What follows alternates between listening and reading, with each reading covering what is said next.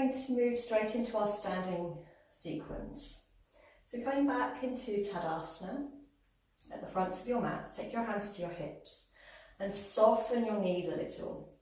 Take your hips back in space, and we're keeping the back nice and straight so the chest stays lifted. And we're moving the hips back, but moving the chest forwards. So that you've got this length in the torso all the time. Keep bending the knees, keep taking the hips back, keep encouraging the chest forwards. Until we can come into a half forward fold. So the knees are quite deeply bent, but I've paused with my chest about halfway down. Take your hands onto your knees, just above your knees, on the bottom of your thighs. And then keeping your torso where it is, we're going to very slowly begin to take the hips up and begin to straighten the knees. Don't worry about straightening the legs completely. In fact, a small bend in the knees is better because we're not putting any strain on the knees. We're pushing the tailbone up and we're encouraging the legs towards straight, but with a little micro bend is great. The torso stays lifted. And then we're going to soften the knees again. So nice deep bend again, we're about halfway down. Now you can repeat that version if you want to come a little further, come 3/4 of the way down. Now the hands can come onto the shins. If you've got blocks, feel free to pop them onto blocks, but I'm just going to rest my hands on my shins.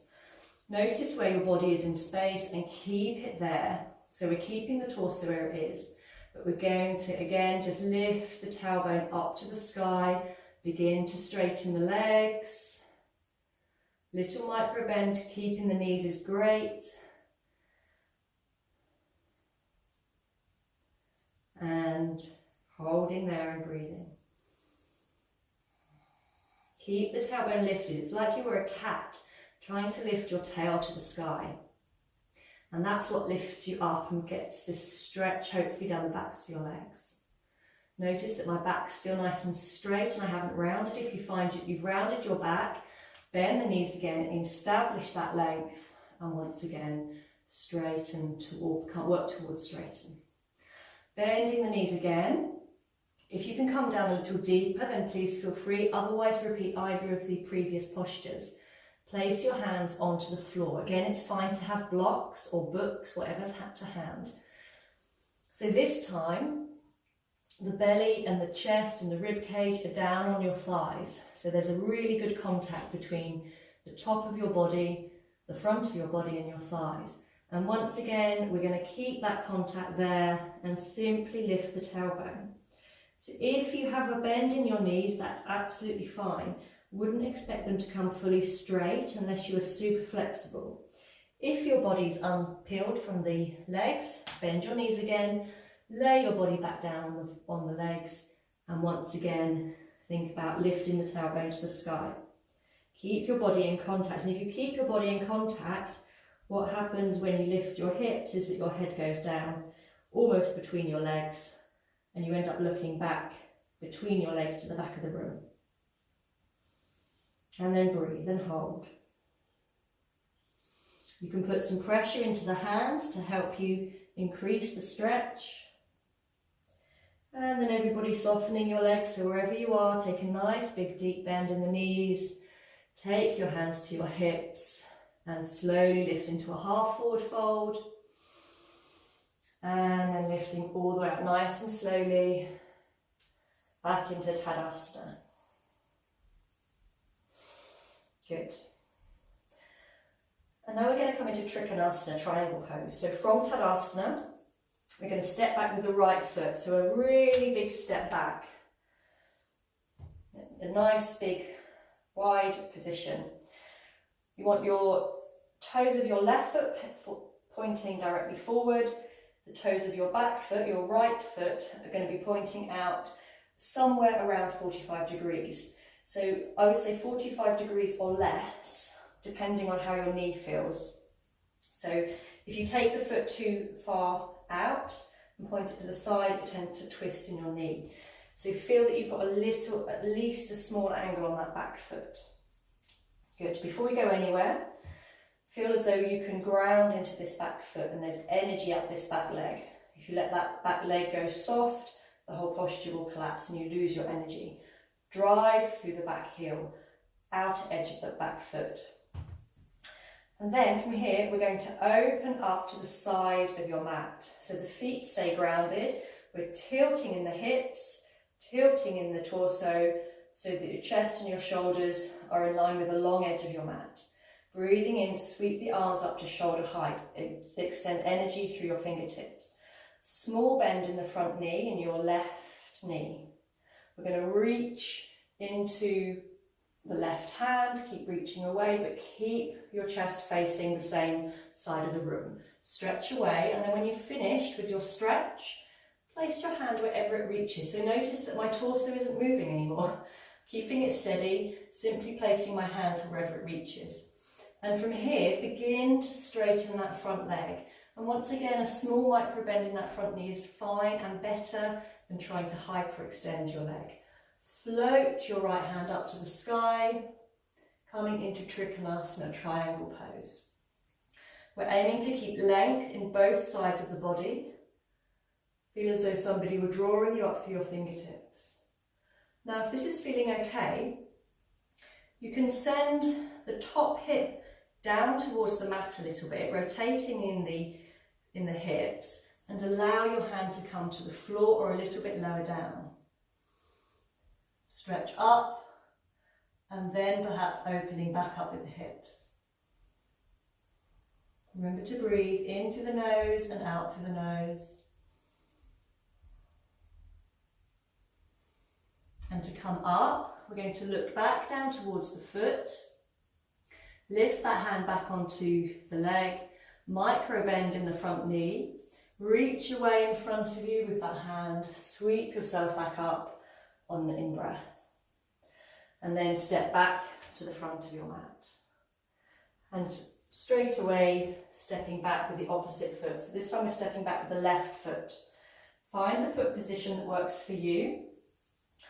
Open up to the side with your hips, with your ribs, with your shoulders, and extend the arms out at shoulder height. Breathing in here and breathing out. Micro bend with the front knee. Stretch away into your right hand this time. Keep stretching. Beautiful length on the underside of the body. And then place the hand to wherever it reaches. Open up with the chest, so one shoulder stacks above the other. The opposite hand comes up to the ceiling, and then you can begin to straighten that leg. If this feels okay, remember you can allow the hips to swivel to let your hand come down towards the floor. Keep that chest open and keep energy through both feet.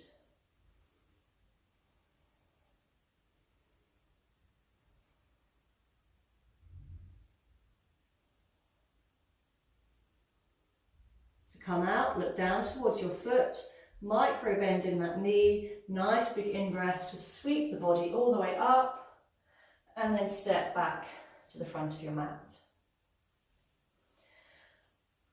Next posture, parivrtta trikonasana, so a similar posture but with a twist added. So step back with your right foot again, but this time don't step back quite as far. So make this a good stride as opposed to a wide leg as we did with triangle. This time we're going to have both hips facing forwards. So both hips facing towards the short end of your mat.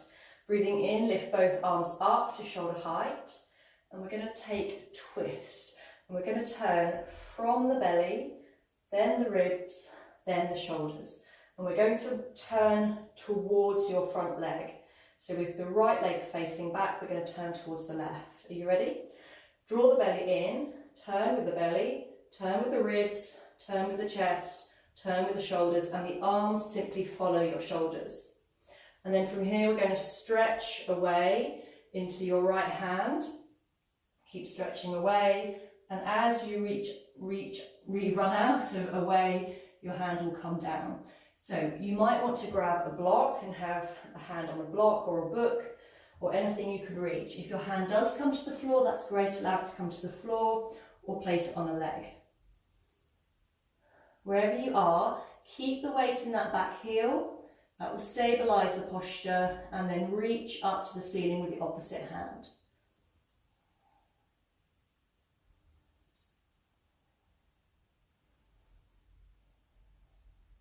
And to come out, then once again, a slight bend in that front knee to power you up.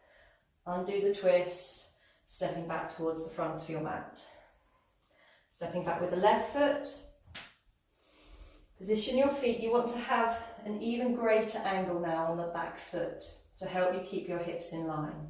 So you could even have both feet pointing directly forwards if that was okay for your balance. Breathing in, lift both hands up. Breathing out, draw the belly in. Turn with the belly, turn with the ribs, turn with the shoulders, and the hands simply follow. Slight micro bend in that front knee, and then reach in front of you with your left hand. Keep reaching and reaching until you run out of down. Sorry, until you run out of forwards, and then you can come down. So a hand on your leg is great. That's where you are. Or you can slide down and come to the floor or to a book or a block. Keep projecting up through the hands of that top hand, fingers of that top hand. Keep pushing back into the heel of the back leg. So strong through both legs, reaching up, creating space in your shoulders. And then to come out, soften that front leg. Push into that leg to lift you up. Undo the twist, step back towards the fronts of your mats. Fantastic. So, our last truly standing posture for this session is Warrior 3. It's a balance. So we're going to come into it once again, starting from the fronts of your mats. We're going to come into it in a very similar way to trikonasana 3 without the twist. Sorry, revolved trikonasana. So step back with the right foot. Again, just a decent pace. Extend your arms up. And as you extend your arms up, notice what happens in the torso. So if you relax completely and lift your arms up, what tends to happen is the chest will float up and you end up with a bit of a lumbar arch here, or a bigger lumbar arch than you really need. Okay, so you want to avoid that. So you want to keep the belly drawing in, keep the back nice and neutral and safe, and lift the arms up. This feels stronger, but it's a great place to be. Soften that leading leg, keep projecting through the fingers, and then come up onto the toes of that back foot. So we're aiming to have a line between the wrists, the shoulders, the hips, and the back heel. If you can find that line, then you may be able to lift the back toe off of the floor. Begin to straighten the standing leg, and if your balance is good, then you can begin to tilt over the hips, the back heel lifts up, and the shoulders come down in an equal way. Keep projecting out through your back foot and projecting out through your fingertips. That will help your balance immensely. When you're ready to come out, soften the standing leg, gently touch the back toes down, and coming back into Tadasana. And we'll do the other side whenever you're ready. So you may have already discovered that you can do this posture with the wall in front of you. So if your balance needs a little bit of assistance tonight, position yourself at a point where you can just reach forward and perhaps just touch with your very tips of your fingers so that you can transition between the support of the wall and then find your balance. So you might need to just play with the distance from the wall to do that. So let's step back with the left foot this time. Nice softness in that front knee, not too deep. Breathe it in, lift the arms up. Once again, be cautious of the belly, so keep the belly drawing in. Tilt forwards a little from the hips to establish that nice straight line. And begin to come up onto the toe, the big toe of the back foot. It's almost as though you're projecting energy through your fingertips, and it's that energy that lifts you off of the floor. If your balance is feeling good, straighten the standing leg and come into your T shape. It's like a capital T. If you're at the wall, feel that you can just gently touch the wall with your fingers and then lift away again. Keep the belly drawn in. And when you're ready to come down, soften the standing leg. Touch the back toes down gently. Hands to your hips and stepping forwards. Good. So when you're ready, we're going to come into the next part of the class, which will be more floor based, so a little bit more floor work. So just lift your hands up to the sky, soften your knees, coming into a forward fold, place your hands down. Lift up with your chest and step one foot back and step the other foot back into downward facing dog.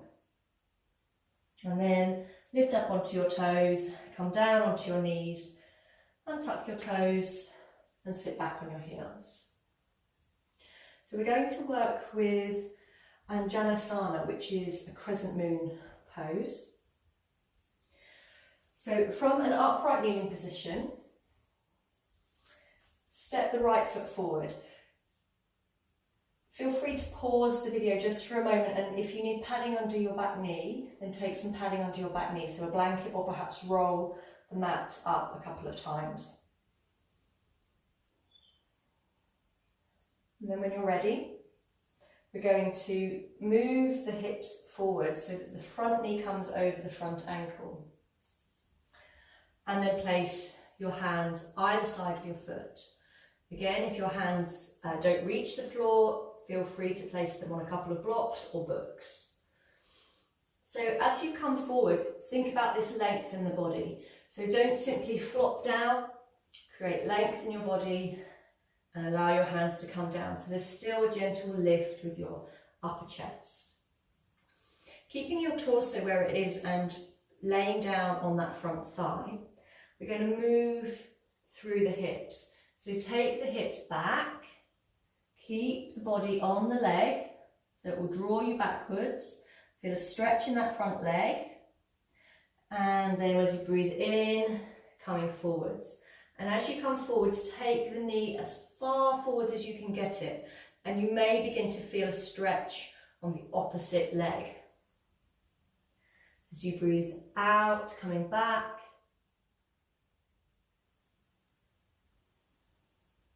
And as you breathe in, coming forward, bringing that front knee as far forward as you can. Let's go again, so the hips go back in space. Feel free to lift the toes of that front leg and see if you can get an extra stretch. Take the hips even further back. And then coming forwards. Take the front knee as far forwards as you can whilst pushing back with the back heel or the back knee. Once more, take the hips back in space, find that lovely stretch in the hamstring of the right leg. Feel free to point the toes up to the ceiling and then bringing the hips forwards. So the body is simply relaxed and is following the leg. So one last time, we're going to take the hips back in space, find that hamstring stretch, allow the toes to lift up and then coming forwards. Finding that stretch on the front of the thigh of the left leg. Push forward with the front knee. Keep the back knee moving back in space. Fantastic. Tuck the toes of the back foot under. Push through your hands to lift the back knee and release that leg back into downward facing dog. And just take a stretch out there. Gaze forward towards your hands. Come up onto the tippy toes and step your left foot forward. And take the back knee down. Untuck the back toes. Hands either side of the front foot again. And we'll do the same on this side. So we're going to go 5 times. So take your hips back in space. The body goes with it and you can lift the toes if that feels okay. And then coming forwards. Really encourage that front knee as forwards as much as you can. Hips back in space, keep the body down on the leg, the neck, the back is relaxed. And coming forwards. The back knee stays back as the front knee comes forwards. Number 3, coming back, lifting the toes, allowing the head to relax down. And coming forwards, feel the stretch now in this front hip flexor, in the front quad muscle. And number 4, coming back. And coming forwards. Lead with the chest, keep the chest moving forwards. And last time, take the hips back, find that hamstring stretch down that front leg. And coming forwards. Fantastic. Tuck the back toes under. Push into your arms, lift the hips up into the air and allow that front foot to meet the back foot, coming into downward facing dog and having a stretch out. Once more, look towards your hands. Step the right foot forwards this time. Back knee comes down. Both hands on the floor by the foot. And we're going to pause here and take a twist. So we're going to keep the left hand on the floor, lift the right hand onto the knee. From here, draw the belly in. Feel that you can move the belly around. So we're turning towards the right leg. Move the belly round, move the heart, move the shoulders, look up to the ceiling if that's okay in the neck, otherwise look forwards or keep looking down.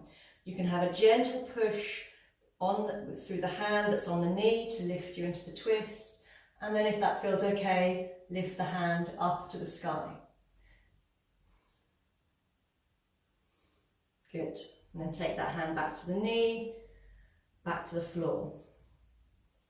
Lift, tuck the back toes under, push through the hands, lift with the hips, downward facing dog. And then stepping forward with the left foot. And the same thing, bring the knee down and tuck the toes of the back foot. Place the right hand on the floor, left hand on the left knee. Use that left hand on the left knee to draw you into the twist. Keep your knee above your ankle, draw your belly in and allow your belly to twist. Then your ribcage, then your chest, then your shoulders. Look up to the sky, if that's okay in the neck, and then reach your hand up to the sky.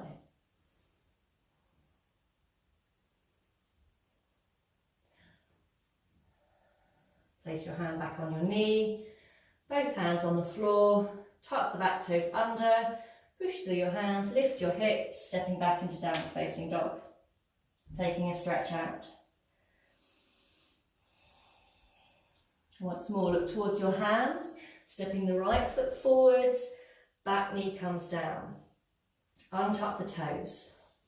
This time, we're going to lift both hands to the right knee. So, this crescent moon pose, always be cautious in your lumbar spine, at the very base of your spine. If you feel pinching there, then I'd like you to come forwards. Feel that you can tuck under and only lift with the upper chest. So we keep this band of muscle here really tight and strong. The other way to undo that any pinching is to come forwards and keep extending forwards with the heart, because that will extend your vertebra. Good. So wherever you are, keep thinking about lifting with the upper chest. So we're lifting out of the hips. Notice that my elbows are still bent, so I'm leaning quite forward still. I haven't come into a deep back arch. My front knee is over my front ankle. Keep thinking about lifting the chest. We're thinking about moving forwards and up. So we're not thinking back. Think forwards, up, roll the shoulders back and down. Each time you breathe in, feel as if somebody were lifting you up through your chest. Each time you breathe out, allow the pelvis to sink down towards the floor. Breathing in, lifting up the chest. Breathing out, pelvis sinks to the floor, shoulders roll back and down. So we're now actively drawing the shoulder blades together behind our back and rolling the shoulder blades down the spine. You can allow their arms to hang if your balance is okay, or keep them on the front knee. Breathing in, lift up with the chest. Breathing out, pelvis sinks, shoulders draw back and down.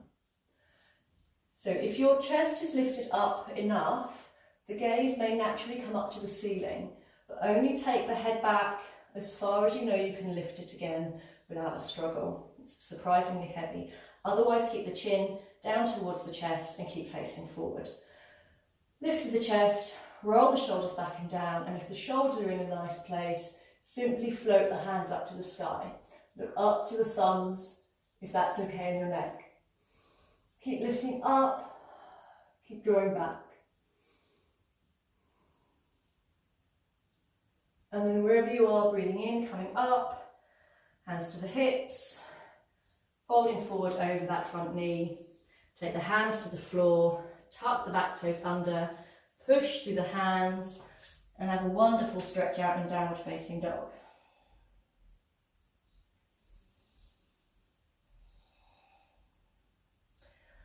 Look towards your hands, step the left foot forward. Back knee comes down, untuck the toes. So remember, any pinching in your lumbar spine, you can bring the weight back forwards so that you limit the back arch here. Always thinking about lifting forwards with the chest, rolling the shoulders back and down. If all's well, then take the hands to the knee. Lift with the chest, roll the shoulders back and down. And then we continue with this practice of lifting up with the chest, rolling the shoulders back and down. And if all's well in the lumbar spine, you can keep coming deeper and deeper into the back arch. But there is no rush. Move with the breath, breathing in and breathing out. Breathing in to lift, breathing out to soften down. So the pelvis sinks down to the floor, the shoulder blades move back and down. You can release the hands to the floor, towards the floor, or you can even place blocks here to help balance, or you can just keep the hands on the front knee. Keep breathing in and lifting. Keep breathing out, softening down with the pelvis, drawing the shoulder blades back and down. So one more active breath here, breathing in and breathing out, shrug the shoulders back and down, and then float the hands up in front of your face. Lift through the fingertips. One last out breath. Slightly deeper into the back arch. And then breathe in, allow the in-breath to draw you back up. Hands back to the knee, back to the floor. Tuck the back toes under. Push through your hands back into downward facing dog and have a stretch out there.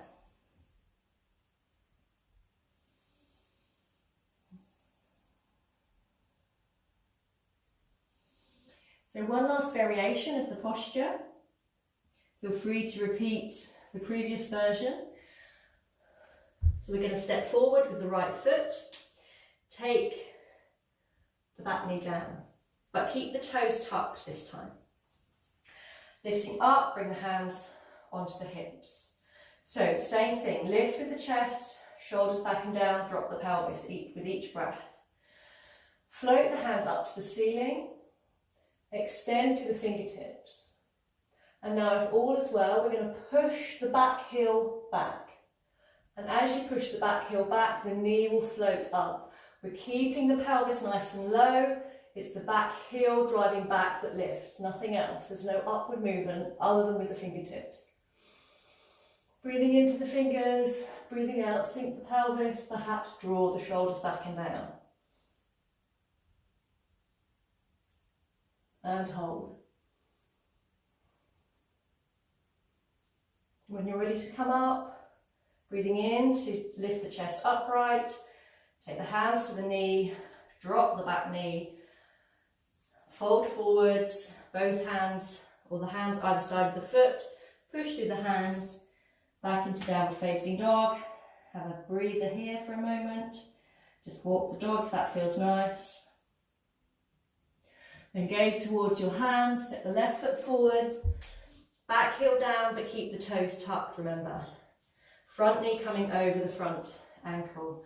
Breathing in, lift your hands to your hips.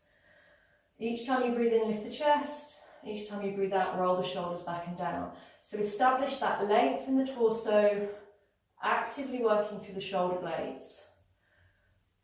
Then float the hands up to the sky. Look up if that's okay in the neck, otherwise looking forwards. So if you're okay, then we're going to drive the heel back. And as you drive the heel back, the knee lifts, but the pelvis stays low. Breathing in, stretch up to the sky with the fingertips. Breathing out, shoulders back and down. Watch your balance. Keep the pelvis low, keep the heel driving back in space. Keep your back steady and strong.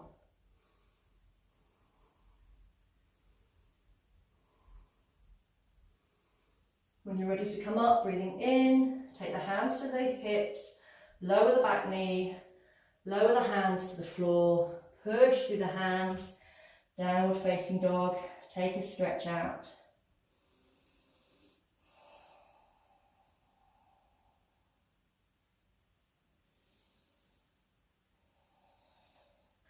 And drop your knees to the floor, untuck your toes, allow your hips to come all the way back to your heels, allow the head to come to the floor, or to your fists, or to a book or a block, and then take your hands back to your feet. And resting in child's pose, allowing the work in the back to ease out. So you have your arms heavy, your elbows are heavy, your shoulders are heavy.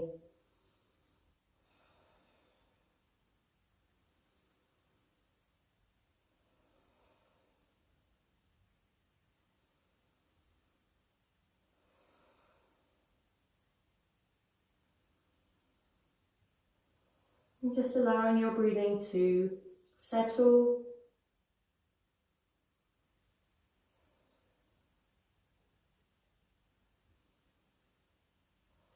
And slowly curling yourself back up into a comfortable seated position.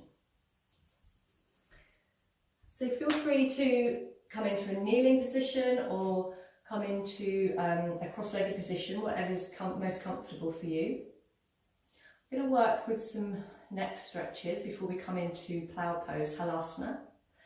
So first of all, important thing to note is that you want the chest lifted, the shoulders stay neutral. So all we're working with all the time is the neck. Temptation will be for the shoulders to want to join in. Just have the arms soft. And there's a gentle rolling back and down with the shoulders. And first of all, we're simply going to drop the head so the chin comes down towards the chest. We're not rounding in the back, we're keeping the back neutral, keeping the belly drawn in and just allowing the chin to drop to the chest. I'm hoping that you begin to feel a stretch in the back of the neck muscles. Keep drawing the shoulders away and back.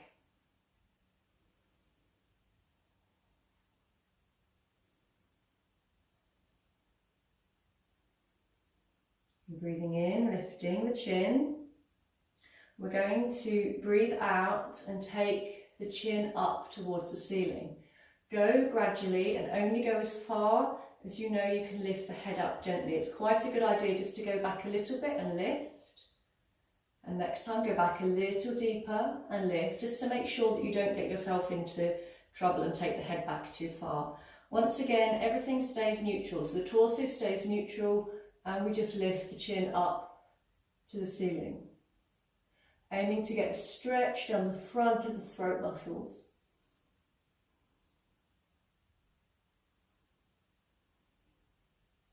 You can take your hands back behind your head and gently lift the head back to neutral. And this time we're going to take the chin and look over the left shoulder. Keep the chin level with the floor, just turning the head to look over the right shoulder.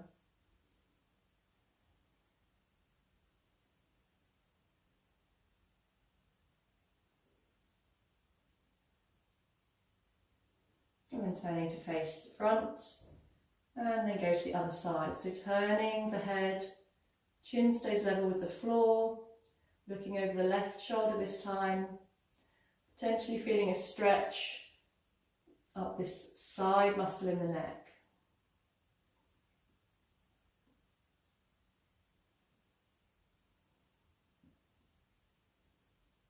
And then facing forwards once more. And we're going to take the ear to the right shoulder. This is where the shoulders might want to join the party, but remember we're leaving them behind just for this practice. So the shoulders stay neutral, and perhaps a stretch down the side muscles of the neck again.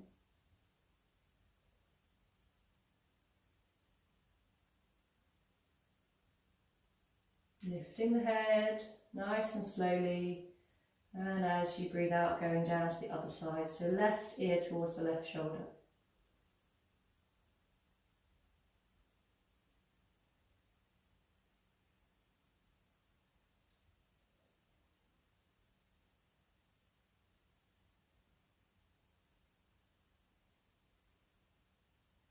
And breathing in, lift the head.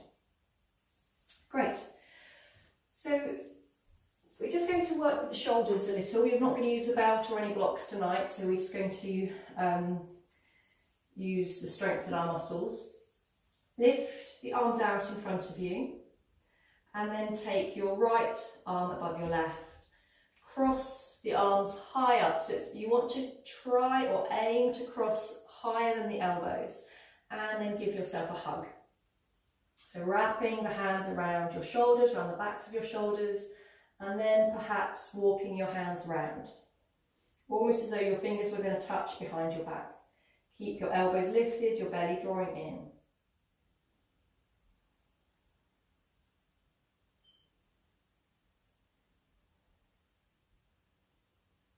Squeeze your elbows together and lift them up an inch higher. And then release. Undo the cross and go the other side. So this time the left arm is lifting on top, crossing as high up as you can. Keep the arms nice and lifted, and then you'll create space and you won't feel too squashed. Wrap your hands around your shoulders and walk them behind your back. Squeeze the elbows together and lift them up towards your chin.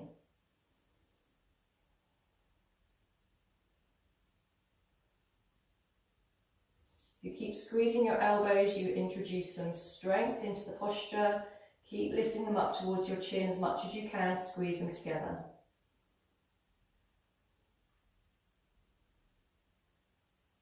And then release, give them a shake out. Lift your hands up in front again, palms facing, thumbs pointing up. And then turn the thumbs as if they were going to touch. So we're rotating the palms down and then out. So we end up with the thumbs pointing down, palms facing outwards. And we're going to swim the arms back, almost as though we were doing a breaststroke.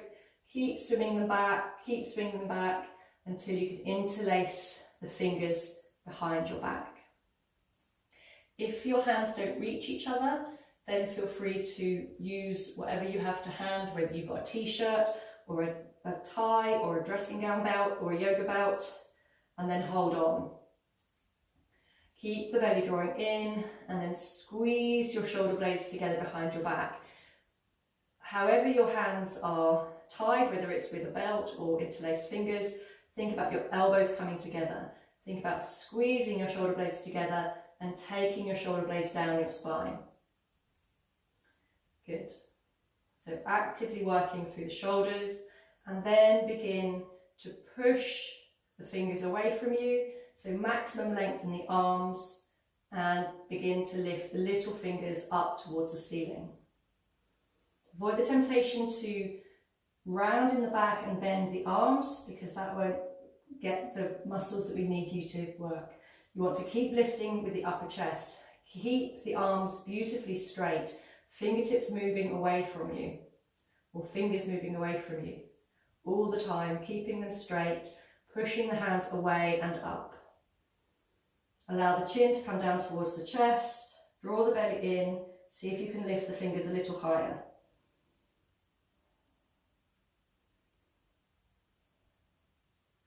And then release. Give the arms a shake out and have a lay down on your backs.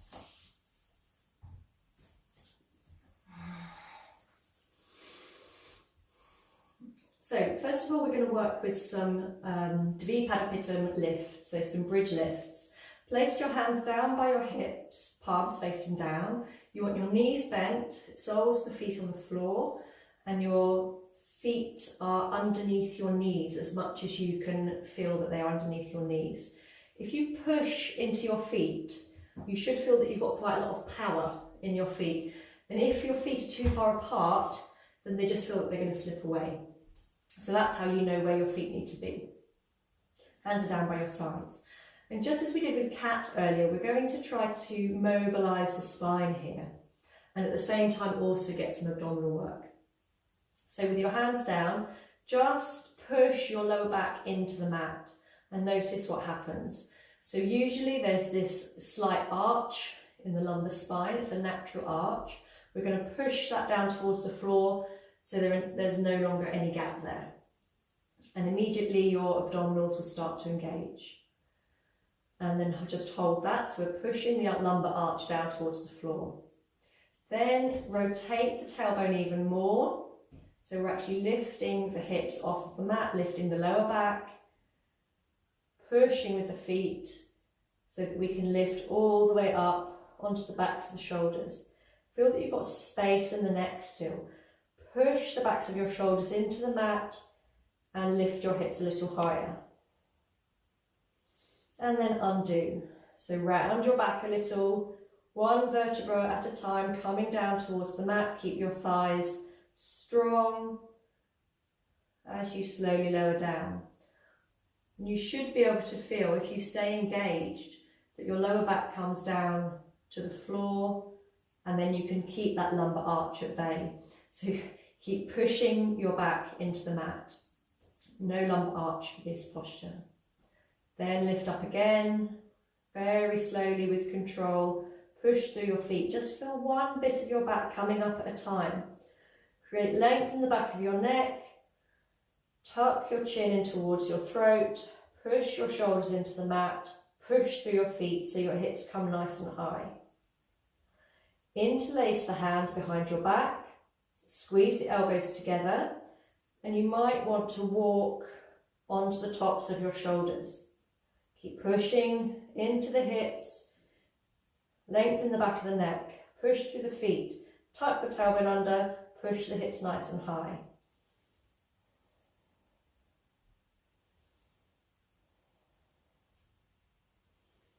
If you've walked up onto your shoulders, just walk them away. Come back onto the backs of your shoulders. Round the back, upper back a little bit. And then come back down nice and slowly, undoing your hands. Once again, just peeling back down onto the floor. Good. Working in the opposite direction now. So still with your hands down, you can place your palms of your hands down on the floor. Lengthen the back of the neck. Knees are still bent. This time we're going to draw the knees into the chest nice and slowly. And see how high up you can get your knees to your chin. Use your hands and roll your chin up towards your knees. And then rolling back down again. Once more, lifting the feet, squeezing the knees in, and then towards the end you can lift your head towards your knees, and release your head back down, slowly release your feet back down. This time we're going to keep the head down, lift the feet, lift the knees, press into the hands, allow your hips to lift. Perhaps straighten your legs out and then roll back down again, nice and slowly. We're doing this movement with as slow as possible and you'll get the maximum benefit. Rolling up with the knees, drawing the knees into the chest, perhaps straightening the legs out, take the feet overhead and then coming back down, bending the knees, one vertebra at a time coming down, remember. Always thinking about pushing down with that lumbar spine. Once more, curl the knees in, push through the hands, lift your knees up as high as you can get them to your chin or your chest, straighten the legs a little to help counterbalance, and then slowly coming down.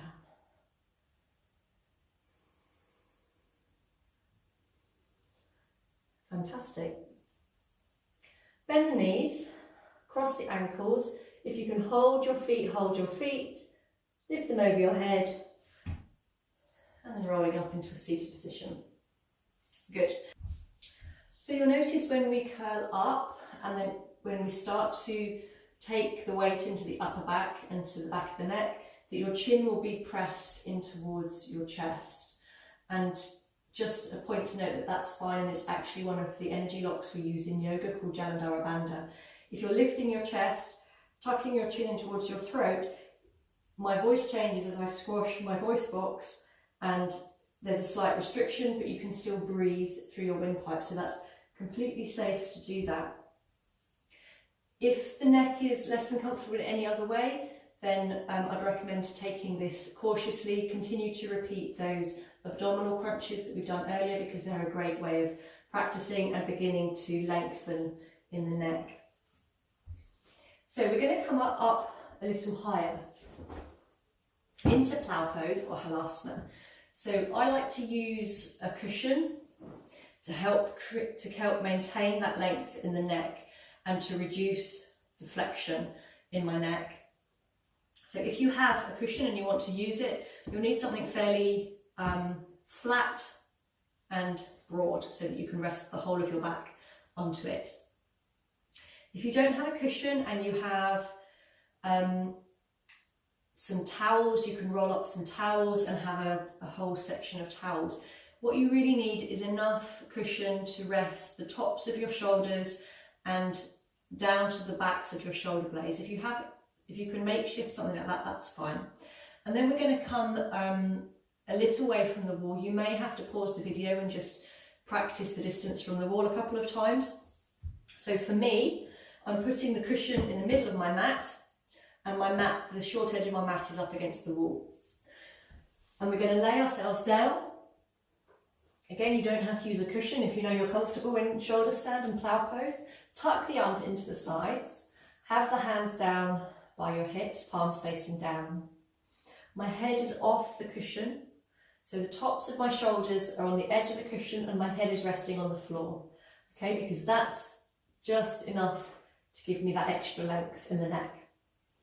Okay, lift up with the feet, lift the knees into the chest, roll the knees as high up to your forehead as you can make them. Begin to straighten out the legs, and that helps with the balance because it's counterbalancing your hips coming up.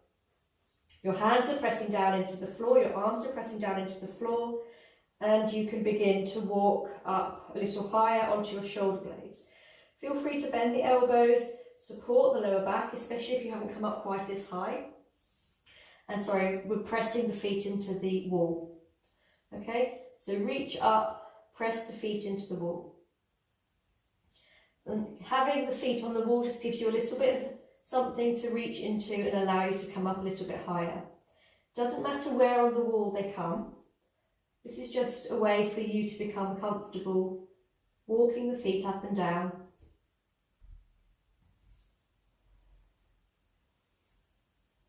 Feeling as though you can place the hands on your back and support the balance with your hands and with your feet on the wall. Okay? Untuck your hands so the hands are down by your sides again. Bend the knees into the shoulders, and very slowly coming down. Nice and controlled all the time. The less momentum you can use, the more strength you will gain, and the more control you will have. And the more control and the more strength you have, the safer you will be. So always come up with control. So feel free to repeat any of the previous versions. So just lying on the floor and engaging the core, drawing the knees up to the tops of the shoulders, or using the wall behind you. If you want to come to the next stage, just move away from the wall a little bit, either with your cushion or without. Once more, either is fine. And we're going to repeat exactly the same thing. So the hands come down to your sides, your knees curl in. We're coming up with control, with control, with control. Push into the hands so your hips come as high as you can reach, and then allow your feet to come to the floor. Encourage your shoulders in towards each other, so we're coming up onto the tops of the shoulders. Lift with the tailbone, tuck your toes under, and push into your feet, and push into your hands. If your balance is okay, you can take the arms back behind you, interlace the fingers, and once more drive your arms into the mat. Push through the feet, a nice strong plough.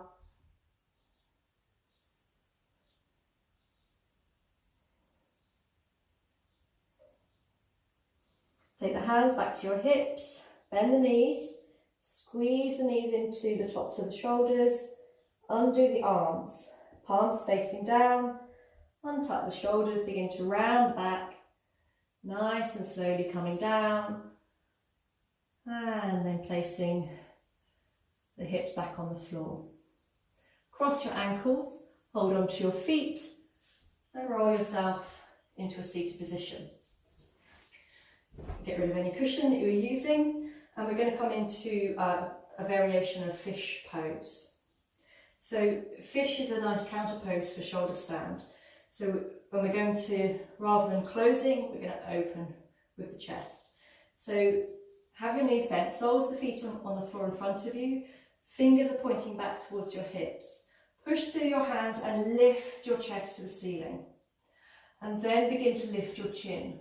Once again, only lift your chin as far as you know you can lift the head back comfortably, with control, and without collapsing in the upper chest. If you're comfortable, then take your head back and allow that stretch in the front of the throat. If that's okay for you and you want to come a little bit deeper, you can come down onto your forearms. Same thing, lift with the chest, lift into a back arch and allow the head to come down. If you want to come even deeper, lift the head up without collapsing the chest, lift the head up. Take your elbows to the floor with your fingertips pointing up to the ceiling. Lift your upper chest and allow the head to come down. So the crown of your head may touch the floor, but we're taking no weight through the head. Lifting up with the back all the time. And when you're ready to come up, take the chin up, undo the elbows so the forearms come to the floor, and then push into your hands to lift you into a seated position. Good. Just sit comfortably in dandasana, hands down by your sides, or hands on your thighs, whichever is comfortable for you. Bring your hands to prayer position at the heart center. Sealing in your practice.